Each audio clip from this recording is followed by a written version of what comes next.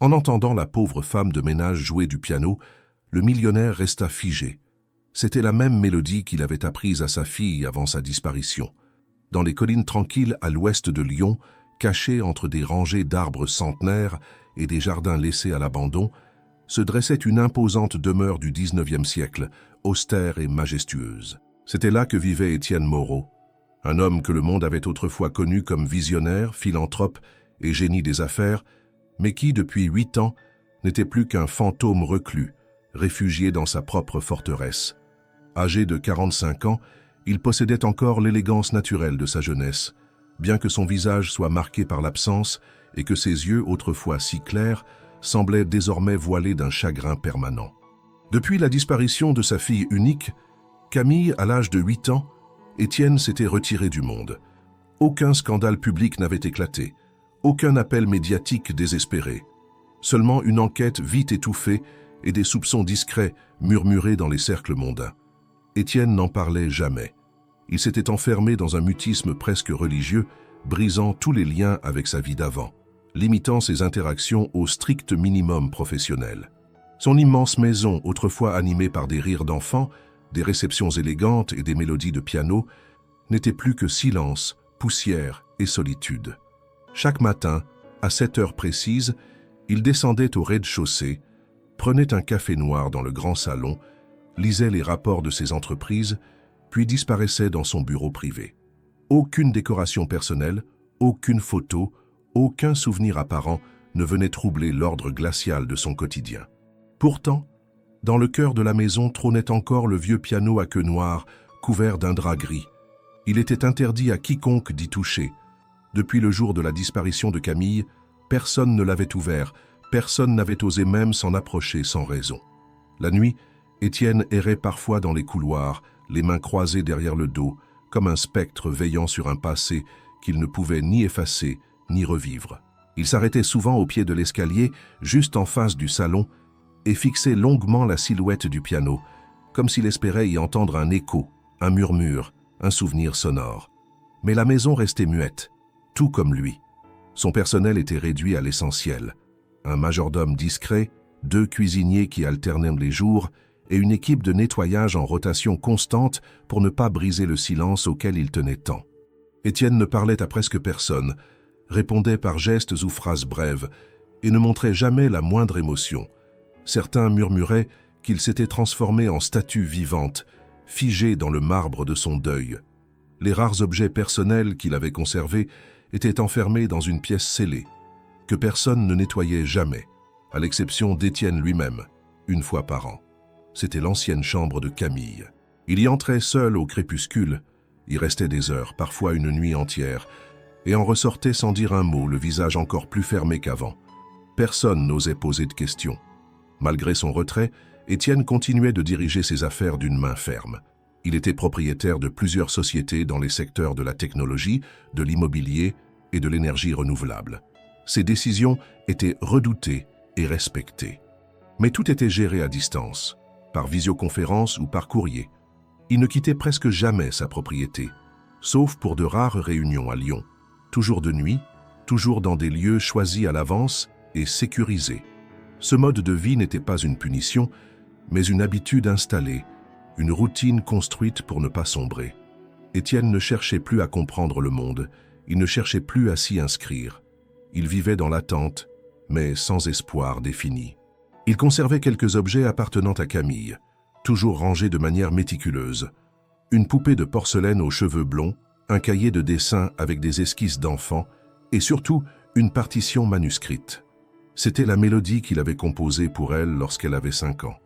Une valse douce, pleine d'innocence et d'amour. Il ne l'écoutait jamais. Il la gardait simplement là, comme un talisman brisé. Le personnel de la maison ne parlait jamais de Camille. C'était une règle tacite, un silence imposé mais accepté. Les nouveaux employés recevaient des consignes strictes. Pas de bruit, pas de curiosité, pas de conversation inutile. Ceux qui enfreignaient ces règles étaient congédiés sans appel. Il régnait une atmosphère de respect distant, presque religieux, autour de la douleur d'Étienne. Mais personne ne savait réellement ce qu'il pensait, ce qu'il ressentait, s'il espérait encore, s'il souffrait toujours. Parmi les couloirs obscurs et les tapis ternis, la vie semblait suspendue. Le monde extérieur avançait, changeait, vivait. Mais à l'intérieur de cette maison, rien ne bougeait.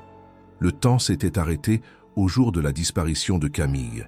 Étienne, immobile, emportait le poids sans jamais faillir. Et pourtant, malgré le silence, malgré la solitude, quelque chose veillait encore en lui. Une fragilité secrète, enfouie sous des couches d'indifférence apparente. Un écho discret, presque imperceptible, qui attendait peut-être une note. Une seule note pour briser le silence. C'était une soirée de pluie dense où les gouttes s'écrasaient contre les vitres du manoir comme de petits coups de marteau. À l'abri de cette atmosphère humide, Élise Durand franchit le seuil de la demeure Moreau pour la première fois. Elle n'aurait jamais dû être là.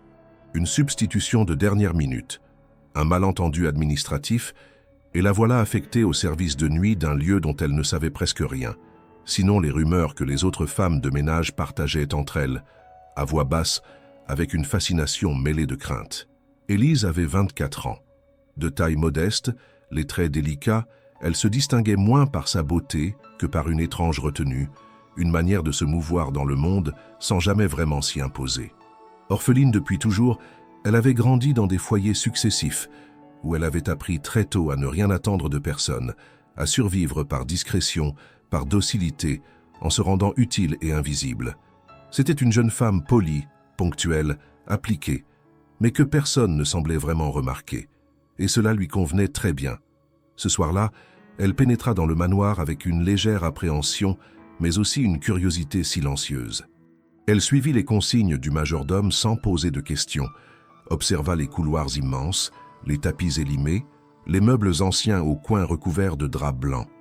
On lui désigna les zones à nettoyer, les heures à respecter, et surtout, la règle essentielle, ne pas faire de bruit.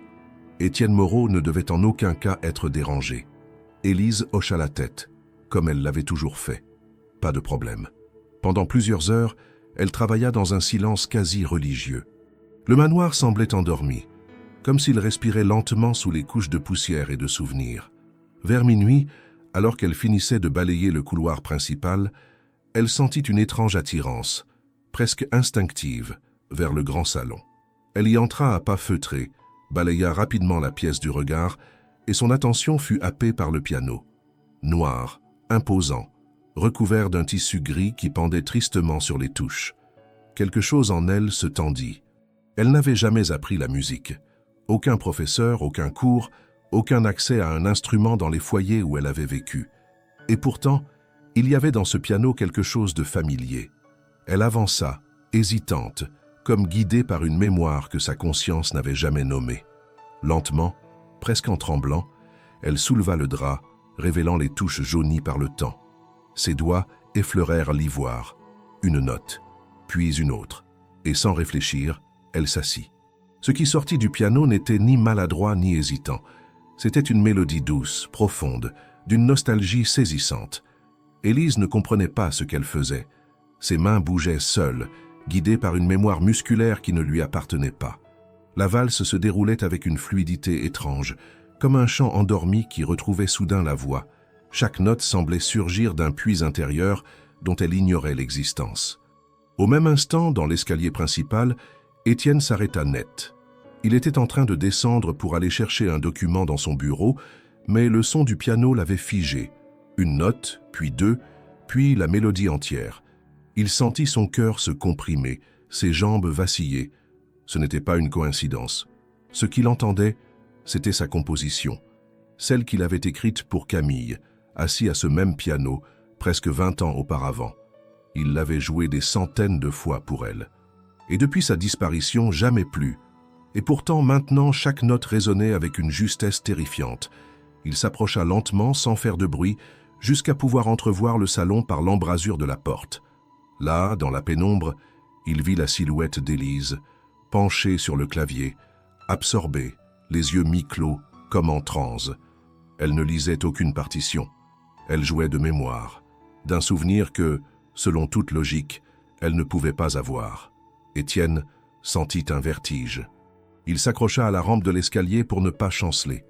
Il voulait entrer, crier, l'arrêter, lui demander qui elle était, d'où elle connaissait cette musique. Mais il resta là, paralysé, pris entre la colère, la peur et une émotion qu'il n'osait plus ressentir depuis 8 ans.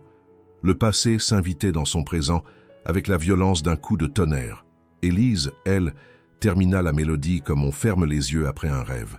Quand la dernière note s'éteignit, elle resta immobile un instant, les doigts suspendus au-dessus des touches, le souffle court. Elle ne comprenait pas ce qui venait de se passer. Elle s'était sentie emportée, submergée, comme si une partie d'elle-même s'était exprimée pour la première fois.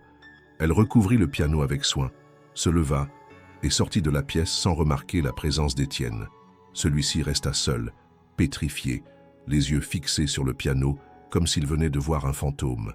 Rien dans sa vie parfaitement maîtrisée ne l'avait préparé à ce moment.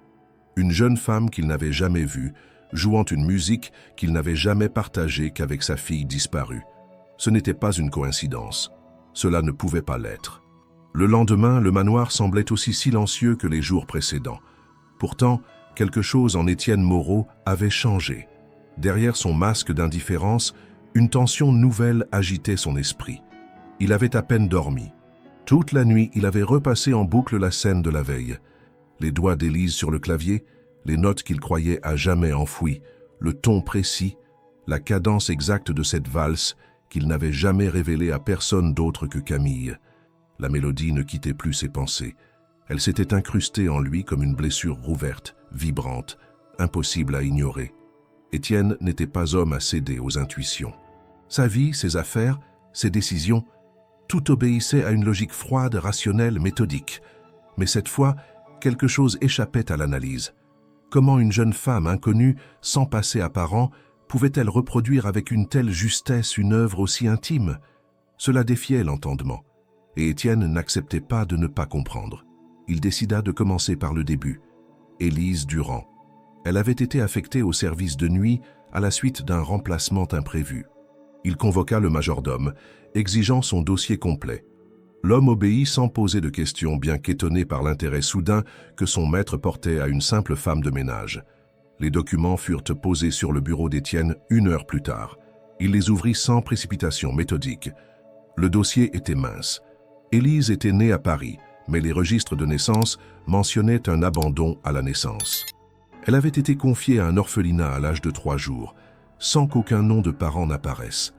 Sa scolarité avait été banale, marquée par des changements fréquents de foyer. Aucune formation artistique, aucun cursus musical, aucune trace de leçons de piano, de conservatoire, de professeur privé. Étienne feuilleta les papiers une seconde fois, incrédule. Tout dans cette biographie criait l'ordinaire, l'anonymat, la disparition dans la masse. Rien qui puisse expliquer ce qu'il avait entendu la veille. Il fit alors quelque chose qu'il n'avait pas fait depuis des années. Il se connecta à ses anciens réseaux. Grâce à ses contacts discrets, il obtint en quelques heures des informations plus poussées. Les enregistrements médicaux d'Élise, ses déplacements, les employeurs précédents, rien de suspect, rien d'extraordinaire. Une existence linéaire, marquée seulement par l'absence de liens, de repères, d'histoire. Comme si elle avait été effacée, ou jamais écrite. Pourtant, une chose retint son attention. Sur un ancien rapport médical datant de son enfance, une annotation manuscrite mentionnait une cicatrice sur l'avant-bras gauche, causée selon le médecin par une brûlure accidentelle subie très jeune. Étienne se figea. Camille aussi avait une cicatrice, exactement au même endroit, causée par l'eau bouillante d'une théière renversée à l'âge de 3 ans. Une coïncidence? Peut-être. Mais cette fois, la rationalité ne suffisait plus à calmer les battements désordonnés de son cœur. Malgré lui, Étienne commença à observer Élise, discrètement, sans se faire voir. Il connaissait les recoins du manoir, les passages invisibles derrière les murs, les miroirs sans teint, vestiges de l'ancienne architecture.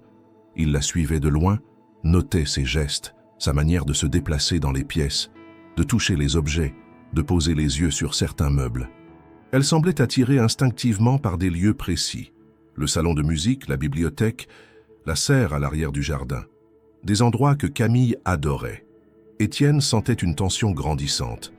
Était-ce une coïncidence, une intuition partagée, ou quelque chose de bien plus profond? Un soir, il la vit entrer dans l'ancienne salle d'études, désaffectée depuis des années. Personne ne lui avait jamais dit d'y aller. Aucun nettoyage n'y était requis. Elle se dirigea sans hésitation vers une armoire et en ouvrit un tiroir poussiéreux. Elle resta là un instant, les doigts sur un vieux cahier, comme si elle le reconnaissait. Puis elle le reposa, referma le tiroir et sortit sans un mot. Étienne, caché dans l'ombre, ne bougeait plus. Ce geste, cette pause, ce silence. C'était exactement ce que faisait Camille lorsqu'elle cherchait ses crayons préférés. Comment Élise pouvait-elle le savoir? Chaque jour renforçait le doute. Chaque geste d'Élise ravivait un souvenir. Et Étienne, malgré toute sa rigueur, commençait à vaciller. Il ne parlait à personne. Il ne partageait rien. Pas même avec le majordome, son plus fidèle collaborateur. Cette quête était intime, viscérale. Et si elle n'était qu'un mirage? Une projection de son chagrin, un besoin désespéré de croire? Il ne le savait pas encore. Mais il ne pouvait plus ignorer ce qu'il voyait, ce qu'il entendait, ce qu'il ressentait. Quelque chose le liait à cette jeune femme. Quelque chose d'irrationnel, de fragile, mais de terriblement réel. Et il allait découvrir quoi? Ce fut une nuit d'un silence presque oppressant, où les horloges semblaient battre plus fort, où le vent qui serpentait entre les volets fermés portait une tension difficile à ignorer. Étienne Moreau ne dormit pas. Il marchait d'un pas lent dans le couloir du premier étage, les mains croisées dans le dos comme à son habitude. Mais cette fois, son esprit n'était pas dans les chiffres ni les rapports. Il n'attendait pas un appel. Il attendait un son, le même que l'autre nuit. La musique, cette valse inoubliable. Et elle vint. À une heure avancée, très discrète, presque comme un soupir, la première note s'échappa du piano. Étienne s'arrêta net. Il ferma les yeux. Puis il descendit plus vite que d'habitude, traversant les marches sans un bruit comme porté par une urgence ancienne, enfouie. Il entra dans le salon sans prévenir. Élise était là, assise, absorbée. La pièce n'était éclairée que par une petite lampe de coin, projetant une lueur dorée sur ses traits concentrés. Elle sursauta en le voyant, les doigts suspendus au-dessus des touches. Étienne s'avança, le regard fixe, presque dur.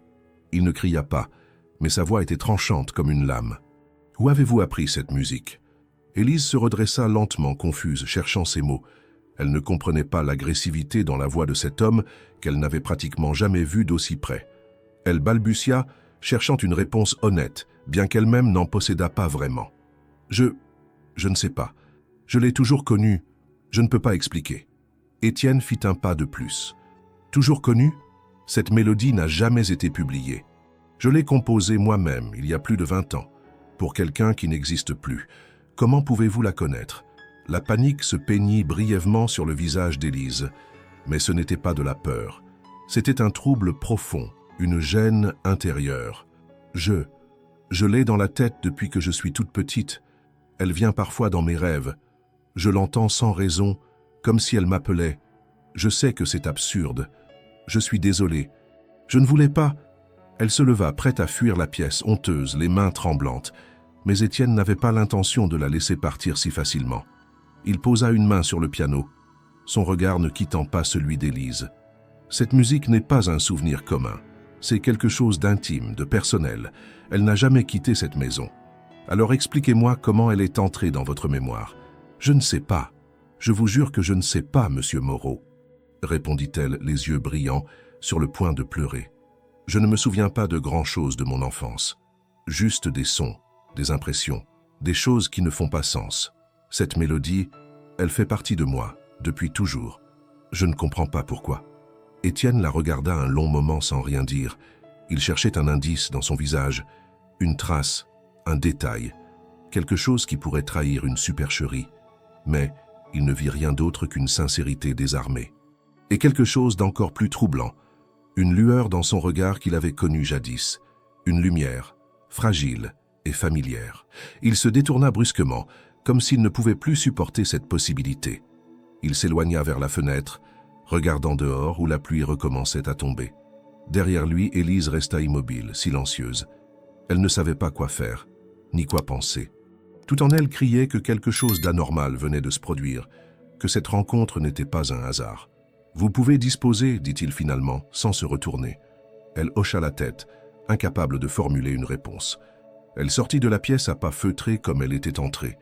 Étienne, seul, resta debout un long moment, les mains appuyées sur le rebord de la fenêtre, respirant difficilement. Une chose était certaine désormais, cette femme n'était pas qu'une employée de maison de passage. Elle était liée à lui d'une manière qu'il ne comprenait pas encore, mais il le découvrirait, quoi qu'il en coûte. Le matin suivant, la maison semblait figée dans une immobilité encore plus pesante. Étienne n'avait pas quitté ses appartements. Il avait demandé à ce qu'aucun personnel ne vienne à l'étage. En bas, la routine reprenait son cours, mais Élise sentait dans chaque couloir, chaque regard évité, que quelque chose s'était brisé la veille. Elle n'avait pas revu Étienne. Elle n'en avait pas envie. Et pourtant, cette rencontre l'obsédait. Ce qu'elle avait joué, ce qu'il avait dit, tout résonnait en elle avec une intensité qu'elle n'arrivait pas à contenir. En début d'après-midi, elle fut affectée au rangement de la bibliothèque, une salle qu'elle n'avait encore jamais explorée. C'était une pièce longue, aux étagères de bois sombre et aux tapisseries anciennes, où l'odeur du cuir et de la poussière se mêlait à celle du silence. Tandis qu'elle nettoyait les vitrines, époussetant les tranches de livres épais, son regard fut attiré par une petite étagère près du bureau central. Plusieurs objets y avaient été empilés négligemment, des carnets, des papiers, des cadres retournés. Elle hésita. Puis, poussée par une curiosité presque douloureuse, elle prit un des cadres. C'était un vieux porte-photo en argent terni, lourd, décoré de fines gravures. La photo à l'intérieur avait été déchirée. Il ne restait qu'un coin supérieur, montrant la main d'un adulte tenant celle d'un enfant. Ce qui retint surtout son attention, ce fut l'arrière du cadre sur lequel quelque chose était gravé dans le bois. Elle retourna le cadre avec précaution. La phrase était courte, gravée à la main. « Pour Camille, avec tout mon amour, papa ». Élise sentit son souffle se couper. Le nom. Ce nom, elle le connaissait. Elle ne l'avait jamais entendu prononcer dans cette maison. Et pourtant, il vibrait en elle comme une évidence oubliée. Camille. Elle ferma les yeux.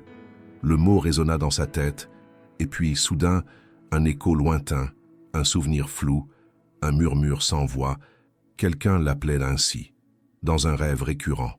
Une voix d'homme, douce, aimante. Elle avait toujours cru que c'était une invention de son esprit, une fabrication de son inconscient orphelin. Elle rouvrit les yeux, brusquement consciente que ce qu'elle tenait entre les mains n'était pas un simple objet. C'était une clé, une faille dans la surface lisse de son identité. Elle reposa le cadre, la main tremblante, et recula d'un pas. Tout en elle vacillait. Son passé, qu'elle croyait vide, commençait à se fissurer. Et cette fissure laissait passer une lumière aveuglante. Plus tard, seule dans le petit réduit de repos attribué au personnel, elle se regarda longuement dans le miroir. Elle se chercha dans ses propres traits. Avait-elle toujours eu ce regard-là? Cette expression qu'Étienne avait fixée avec une telle intensité, et cette cicatrice, fine, sur son bras gauche. Elle y posa les doigts, comme pour la lire à nouveau. Une brûlure, lui avait-on dit. Mais personne n'avait jamais su lui dire comment elle s'était faite. Elle n'avait pas de souvenir clair. Juste la sensation d'un objet chaud, d'un cri, d'une femme blonde qui pleurait. Une femme blonde. Encore cette image, encore ce visage flou. Était-ce une invention? Une trace réelle? Elle ne savait plus. Mais ce qu'elle savait, c'est qu'elle ne pourrait pas faire semblant encore longtemps.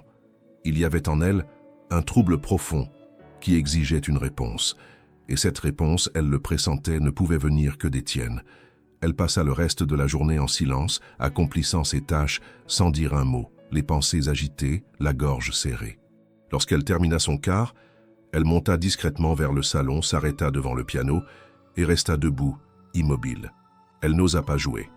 Elle posa simplement sa main sur le couvercle, une main qui cherchait un ancrage, une vérité, un lien. Étienne, de son côté, observait la maison comme un homme qui regarde un rêve lointain redevenir tangible. Il n'avait pas quitté son bureau, mais il avait entendu ses pas. Il savait qu'elle était entrée dans la bibliothèque. Il savait aussi ce qu'elle avait trouvé. Ce cadre, il ne l'avait jamais jeté, incapable de le détruire. Il l'avait caché là, à moitié oublié, mais toujours chargé d'un poids symbolique insoutenable. Elle l'avait retrouvé. Elle avait vu le nom. Ce soir-là, il ne dormit pas non plus. Il comprit que le moment de la vérité approchait. Il n'en savait pas encore assez. Mais il était prêt à faire ce qu'il n'avait pas fait depuis 8 longues années, affronter le passé. Le téléphone sonna à 8 heures du matin, brisant le silence presque sacré du manoir. Étienne, déjà éveillé, décrocha sans hâte. Une voix affaiblie, rauque, s'éleva de l'autre côté de la ligne. C'était Madame Lemoine, l'ancienne gouvernante de la maison, partie depuis plusieurs années pour des raisons de santé. Elle appelait d'un centre de soins palliatifs à Annecy. Sa voix tremblait, mais ses mots étaient clairs. « Monsieur Moreau, je n'ai plus beaucoup de temps. Il y a quelque chose que je dois vous dire. Je n'aurais jamais dû me taire, pas après ce qu'il s'est passé. » Le cœur d'Étienne se serra. Ce n'était pas une voix qui l'attendait. Et pourtant, en l'entendant, il sut immédiatement que ce qu'elle allait lui révéler changerait tout. Il prit un stylo, ouvrit un carnet vierge et s'assit. Le jour où Camille a disparu, je me souviens d'avoir vu des choses étranges, des allées et venues inhabituelles dans les couloirs du personnel. 2 hommes que je n'avais jamais vus.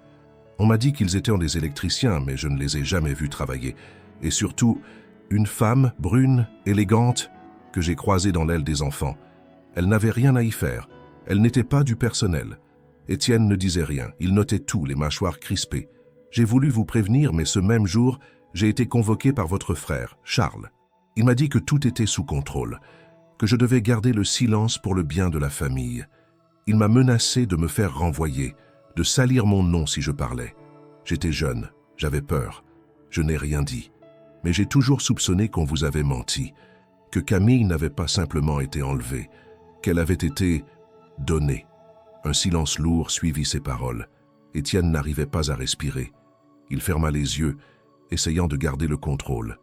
Son frère, Charles, l'homme avec qui il avait rompu tout lien peu après la disparition de Camille, à cause de désaccords profonds, de soupçons jamais clarifiés. Il l'avait accusé, à demi-mot, d'avoir voulu nuire à sa famille. Charles avait toujours nié. Mais maintenant, une voix du passé le confirmait. Et si Camille n'avait pas été enlevée par un inconnu? Et si elle avait été placée dans une autre famille, vendue, échangée dans le cadre d'un réseau illégal d'adoption? Tout semblait soudain plausible, terriblement possible. Madame Lemoine parla encore quelques minutes, donnant des détails, des dates, des noms flous. Étienne nota tout, sans réagir. Lorsqu'elle raccrocha, il resta figé. Le temps, dans son bureau, s'était arrêté. Plus tard, dans la journée, il fit ce qu'il n'avait plus osé faire depuis 8 ans. Il ouvrit la chambre de Camille. Rien n'avait changé. Les murs étaient toujours d'un rose tendre, les jouets rangés avec soin, la petite armoire pleine de robes à volants. Sur la commode, une boîte à musique fermée depuis des années. Il l'ouvrit. Une mélodie s'en échappa, simple et douce. Mais ce n'était pas celle qu'Élise avait jouée, c'était l'autre, celle que Camille chantonnait dans le jardin. Étienne se laissa tomber sur le fauteuil près du lit. Il resta là, longtemps, perdu dans les souvenirs. Il se rappelait chaque rire, chaque pas précipité dans le couloir, chaque nuit où elle venait se glisser dans son lit après un cauchemar. Et maintenant, il ne savait plus quoi faire de cette douleur ancienne, ravivée par un espoir brutal. Élise, de son côté, sentait que quelque chose avait basculé. Depuis qu'elle avait vu cette signature, elle ne dormait plus. Elle avait commencé à noter ses rêves, ses sensations. Elle se souvenait de plus en plus de choses. Un jardin immense, une balançoire accrochée à un vieux chêne, un parfum de lavande dans les draps. Et toujours, cette voix d'homme, une voix qu'elle n'arrivait pas à identifier, mais qui l'appelait Camille. Le doute devenait insupportable. Elle tenta de chercher des informations dans les papiers administratifs de l'entreprise de nettoyage. Rien. Son dossier était vide de toute mention sur sa vie d'avant, comme si tout avait été effacé, ou jamais écrit. Un vide abyssal. Étienne, quant à lui, décida de rouvrir une piste abandonnée. Il contacta un ancien détective privé, Vincent Leroux, qui avait travaillé discrètement pour lui à l'époque. Il lui transmit les nouvelles informations, les soupçons sur Charles, les mouvements suspects du personnel, les noms cités par Madame Lemoine. Il lui demanda aussi de faire quelque chose de précis, enquêter sur Élise Durand, trouver tout ce qu'il pouvait sur ses premières années de vie. La pièce manquante du puzzle était là, devant lui. Il en était certain. Il ne s'agissait plus de simples coïncidences. Il y avait un lien, fort, inexplicable, mais réel. Étienne savait qu'il allait devoir affronter ce qu'il avait fui pendant 8 ans, la possibilité que Camille soit vivante, et qu'elle soit revenue dans sa vie sans même le savoir. Ce fut un dimanche gris, enveloppé d'un silence pesant, que quelque chose en Élise céda. L'attention accumulée, les rêves qui devenaient de plus en plus précis, L'image persistante de ce nom gravé, Camille, la poussait vers une vérité qu'elle ne pouvait plus ignorer. Elle passa la matinée à errer dans la maison, prétextant une vérification des rideaux ou des placards, mais en réalité, elle cherchait du regard Étienne Moreau. Elle savait qu'il serait là, quelque part, et elle sentait au fond d'elle-même que le moment était venu. Elle le trouva, peu avant midi, dans la serre du fond du jardin. Une structure de verre et de fer forgé, autrefois pleine de plantes exotiques, désormais envahie par le lierre et la poussière. Étienne se tenait debout, les mains croisées derrière le dos, contemplant sans vraiment voir un vieux citronnier desséché. Quand il entendit les pas derrière lui, il ne se retourna pas. « Je sais que vous m'espionnez », dit-elle d'un ton hésitant mais ferme. Il tourna lentement la tête vers elle, surpris non par ses paroles, mais par le fait qu'elle les ait prononcées. « Vous avez peur que je sois quelqu'un que je ne suis pas, ou que je sois justement celle que vous croyez que je suis », ajouta-t-elle, la voix tremblante. Étienne la fixa, immobile, comme si chaque mot était une lame tranchant une couche de silence. « Dites-moi ce que vous savez. » Élise inspira profondément. Ce qu'elle allait révéler, elle ne l'avait jamais dit à personne. Pas même à elle-même, dans l'intimité de ses pensées. Mais quelque chose, dans la manière dont il la regardait, dans cette serre pleine d'ombres familières, l'encouragea à parler. « J'ai toujours eu des rêves étranges, depuis que je suis petite. Des rêves de lieux que je n'ai jamais visités. Des couloirs, un grand escalier en bois, une balançoire suspendue à un arbre immense.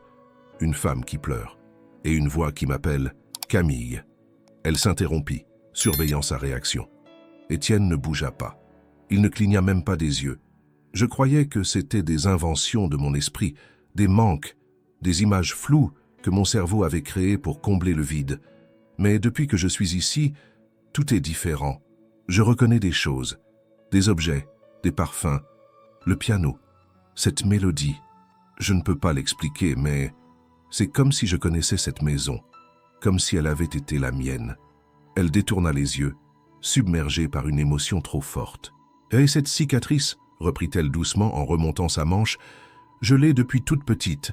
Personne n'a jamais su comment je l'avais eue, mais dans un de mes rêves, je me vois renverser une théière. Une femme blonde crie, me serre contre elle. Je vois un homme courir vers nous. Et cette voix, la même voix. » Elle releva les yeux vers lui. Étienne s'était approché d'un pas sans qu'elle ne s'en rende compte. Il la regardait comme un homme qui voit un mirage devenir réel. Son visage, d'habitude si fermé, trahissait un bouleversement profond.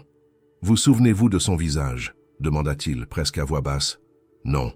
Juste ses cheveux, ses larmes et son parfum. Lavande.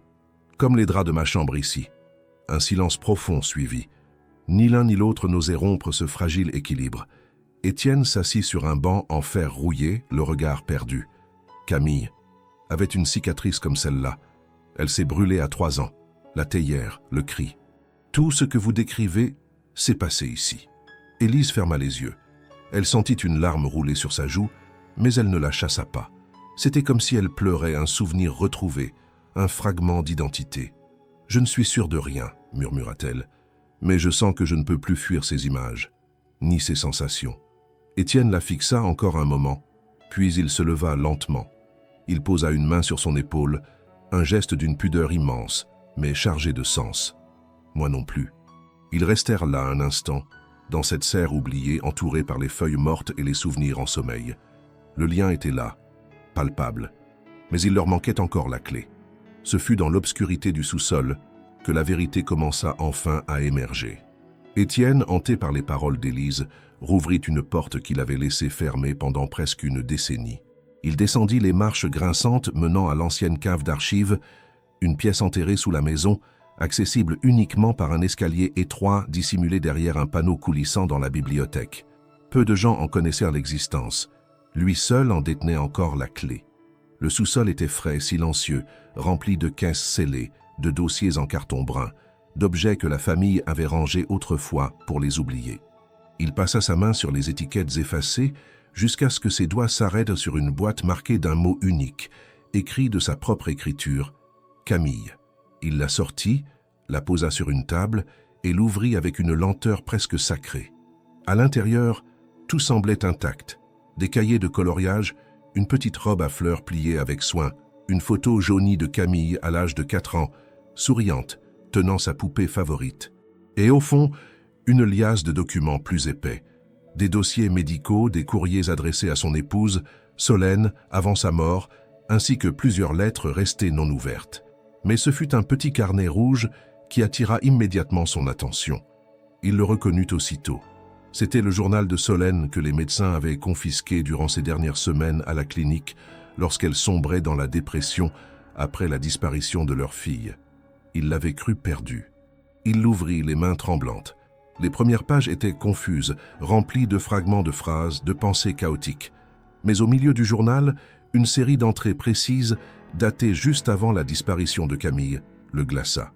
Charles est venu dîner ce soir, il a pris Camille dans ses bras. Elle n'aime pas quand il la touche.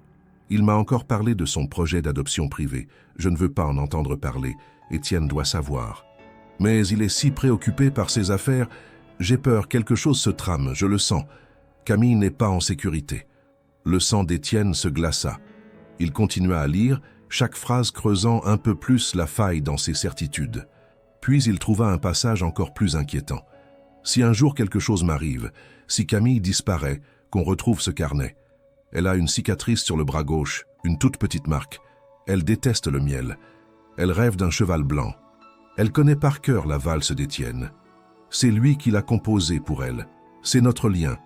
Étienne referma le journal, incapable de continuer. Tout s'effondrait autour de lui. Le passé qu'il croyait figé se redessinait sous ses yeux. Charles, son propre frère, avait été au centre de tout. Et Solène, elle avait su. Elle avait essayé de le prévenir, mais il n'avait pas écouté. Trop occupé, trop aveugle. Il fouilla le reste de la boîte. Un petit dossier médical y était glissé, à peine visible. C'était un double du carnet de santé de Camille, contenant des examens pédiatriques. Il l'ouvrit et tomba sur une photo. Une petite fille de 5 ans, en blouse blanche, souriant timidement à la caméra. Sur son bras visible, la fameuse cicatrice. Elle ressemblait à Élise, pas seulement un peu. C'était une évidence. Il prit alors une décision. Il devait obtenir une preuve irréfutable, une preuve scientifique. Il monta au bureau, composa un numéro sécurisé et organisa dans les heures qui suivirent un test ADN discret. Il se chargea personnellement de prélever un cheveu d'Élise sur l'une des brosses laissées dans les quartiers du personnel. Il envoya tout à un laboratoire de confiance à Genève avec une demande expresse de confidentialité. Pendant ce temps, Élise continuait de lutter avec ses souvenirs qui remontaient à la surface, jour après jour. Elle ne parlait pas. Elle évitait Étienne, consciente qu'ils approchaient d'un point de bascule. Elle passait du temps au piano mais ne jouait plus la valse. Elle testait d'autres mélodies, comme pour réveiller d'autres fragments de mémoire. Elle notait dans un carnet tout ce qui lui revenait. Une peluche en forme de renard, une femme en blouse blanche, un prénom murmuré dans le noir. Elle ne savait pas que dans les entrailles de la maison, un passé qu'on avait voulu effacer était en train d'être exhumé, et qu'un homme longtemps figé dans le deuil avançait vers une vérité qu'il n'aurait jamais cru retrouver. Les jours qui suivirent furent marqués par une tension insupportable. Étienne, d'ordinaire maître de lui, se trouvait dans un état de fébrilité qu'il n'avait jamais connu. Chaque bruit, chaque mouvement d'Élise, chaque détail de la maison lui semblait chargé d'un sens nouveau, comme si la réalité tout entière hésitait entre vérité et illusion. Il savait que les résultats du test ADN prendraient au moins 3 jours à arriver depuis Genève, malgré la priorité qu'il avait imposée. 3 jours durant lesquels il se retrouverait face à ses souvenirs, ses doutes et ses peurs. Il tentait de vaquer à ses occupations comme si de rien n'était, mais ses gestes manquaient de précision, son regard s'égarait et ses pensées revenaient toujours à la même image, celle d'Élise jouant la valse au piano. Plus il l'observait, plus il voyait Camille. Ce n'était pas seulement une ressemblance physique, c'était une manière de bouger, de lever les yeux en pensant, de pencher légèrement la tête lorsqu'elle écoutait attentivement. Des gestes qui ne s'imitaient pas, qui ne s'apprenaient pas, qui se retrouvaient comme des empreintes laissées par l'enfance. Élise, de son côté, se sentait étrangère à elle-même. Depuis sa confession dans la serre, elle évitait les regards, marchait plus vite dans les couloirs et réduisait ses interactions au strict minimum. Quelque chose la rongeait de l'intérieur. Une question lancinante, si ce qu'elle ressentait était vrai, si les rêves, les sensations, les souvenirs étaient réels. Alors qui était-elle vraiment? Était-elle Élise Durand, la jeune femme sans histoire, née dans l'oubli des dossiers administratifs? Ou était-elle Camille Moreau, la fille disparue d'un homme riche, arrachée à sa famille sans qu'elle n'en garde conscience? La pensée l'effrayait autant qu'elle la fascinait. Elle n'osait pas demander à Étienne ce qu'il savait. Elle sentait qu'il préparait quelque chose. Une démarche, une enquête, peut-être même un test. Elle le devinait dans ses silences, dans la manière dont il la regardait désormais. Moins comme une employée, plus comme une énigme, ou une mémoire revenue. Un soir, incapable de supporter plus longtemps l'incertitude, elle retourna dans le salon, ouvrit le piano et joua à nouveau la valse.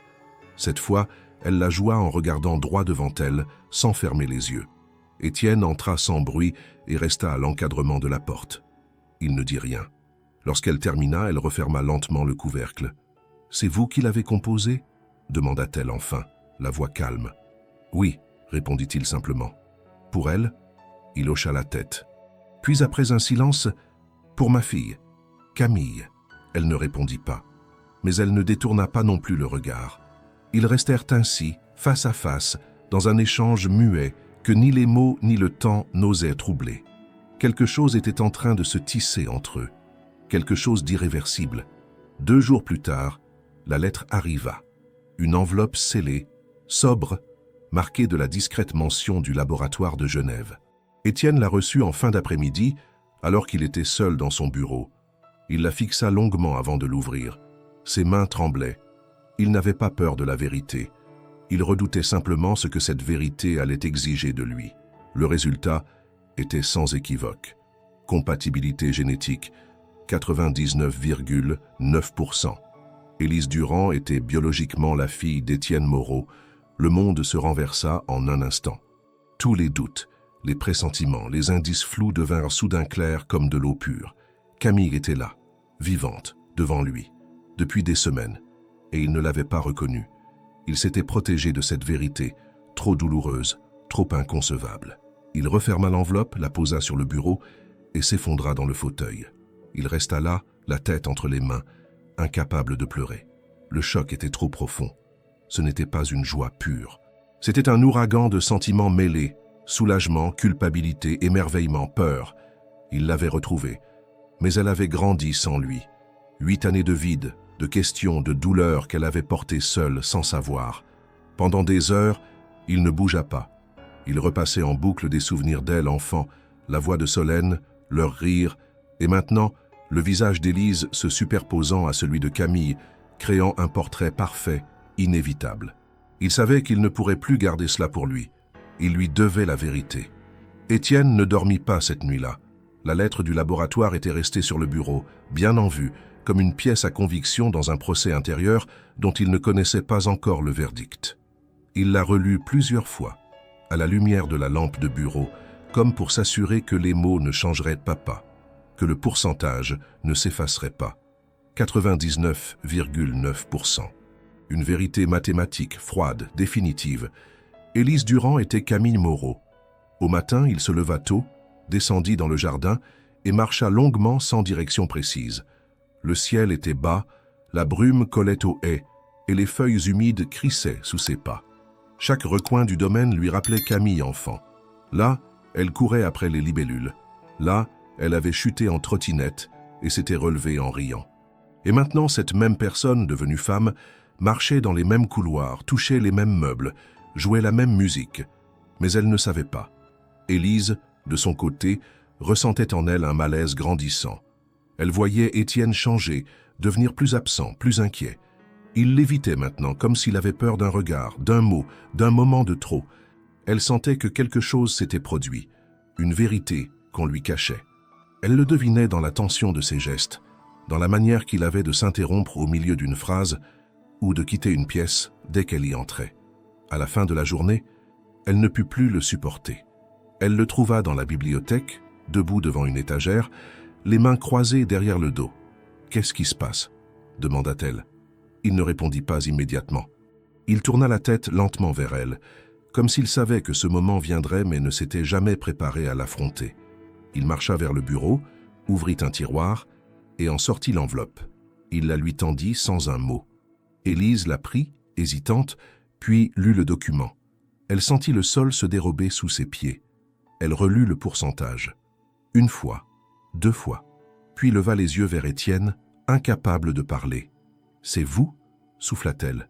Il hocha la tête. Les mots lui manquaient aussi. « Et moi, je suis Camille », dit-il enfin, la voix presque brisée. « Tu es Camille. » Un silence assourdissant s'installa. Élise recula d'un pas. Elle porta une main à sa bouche, puis à son front. Elle tenta de respirer profondément, mais ses poumons refusaient l'air. Tout s'effondrait, ou tout se reconstruisait. Elle ne savait plus. « Non, ce n'est pas possible », murmura-t-elle. « Ce ne peut pas être vrai. » Étienne s'approcha d'un pas, sans la toucher. « Je ne voulais pas te bousculer. Je voulais être sûr, j'ai attendu la preuve, maintenant je l'ai. Et je comprends pourquoi tu ressens tout cela. Ce ne sont pas des coïncidences. Ce sont des souvenirs, des vrais. » Elle secoua la tête, bouleversée. « Mais toute ma vie, j'ai grandi sans savoir. Personne ne m'a jamais parlé de vous. J'ai passé mon enfance à chercher des réponses. Et maintenant, vous me dites que tout ce que je suis a été volé? Pas volé, détourné. Arraché, dit-il, les yeux humides. Je ne sais pas comment, mais je n'ai jamais cessé de te chercher chaque jour, chaque nuit. J'ai continué, jusqu'à toi. » Elle s'effondra dans un fauteuil, incapable de se tenir debout. Le choc n'était pas un soulagement. C'était un ouragan de contradictions. Elle n'était plus Élise, mais elle ne savait pas encore qui était Camille. Et surtout, elle n'arrivait pas à comprendre comment vivre avec cette vérité. Étienne s'agenouilla devant elle. Il ne cherchait pas à s'imposer. Il ne pleurait pas. Mais son regard était celui d'un père qui retrouvait un enfant qu'il n'osait plus espérer, et qu'il avait déjà perdu 1000 fois. « Je ne te demande rien, pas de pardon, pas de confiance immédiate. Je voulais seulement que tu saches.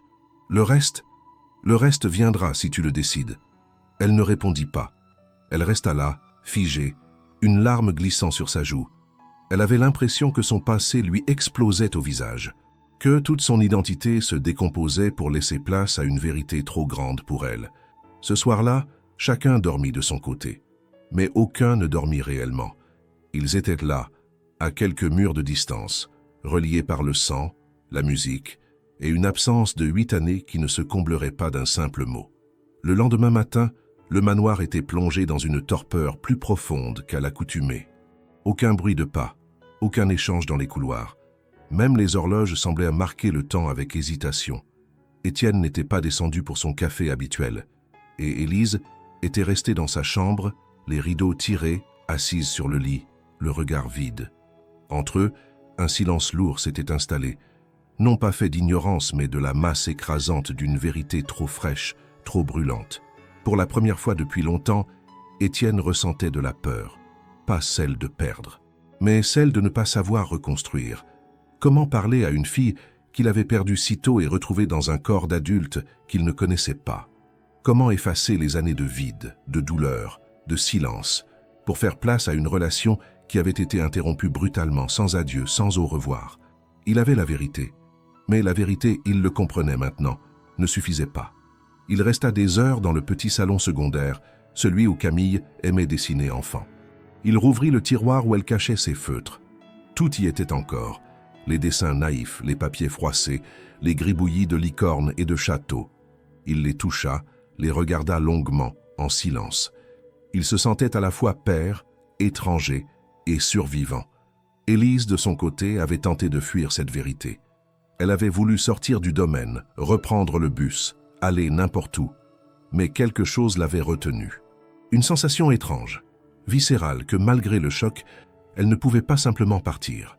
Il fallait qu'elle comprenne, qu'elle entende, qu'elle dise ce qu'elle avait eu depuis trop longtemps.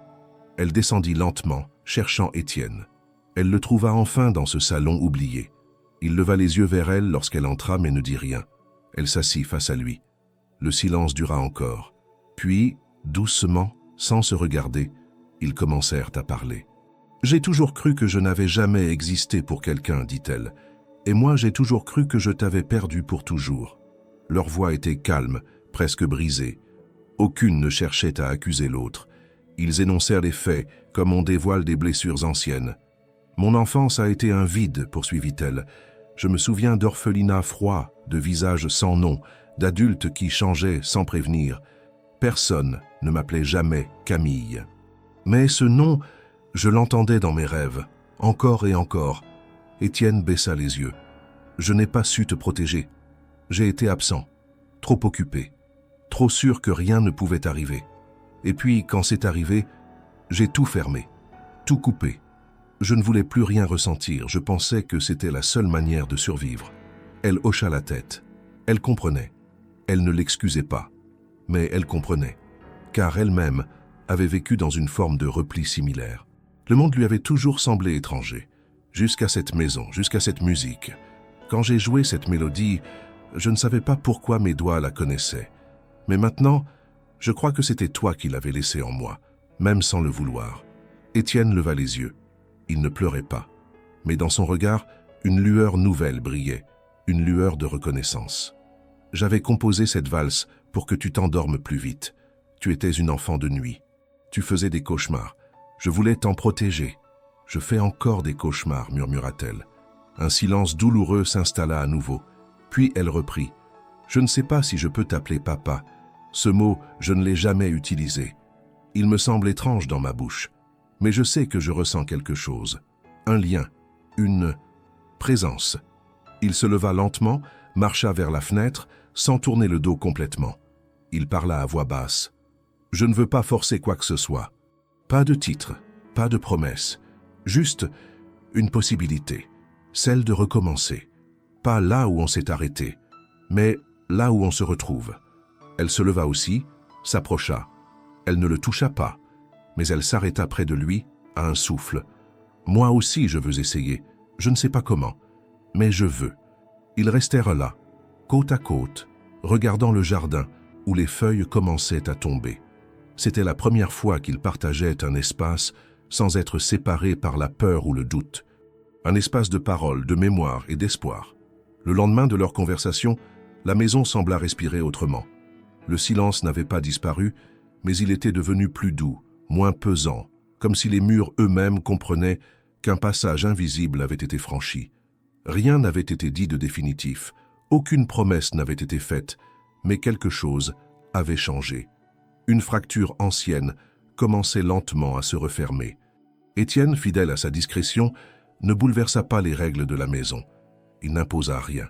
Mais il laissa sur la table de la cuisine un billet manuscrit, court et sincère. « Tu es libre de rester aussi longtemps que tu le souhaites. La maison est la tienne si tu le désires. Rien ne presse, fais comme tu le sens. » Étienne. Élise lut le mot plusieurs fois, les doigts tremblants. Elle sentit une chaleur étrange envahir sa poitrine. Il ne l'appelait pas Camille, il ne l'appelait pas Élise. Il ne mettait pas de nom, seulement une invitation, un espace. Elle décida de rester. Les premiers jours furent faits de tâtonnements.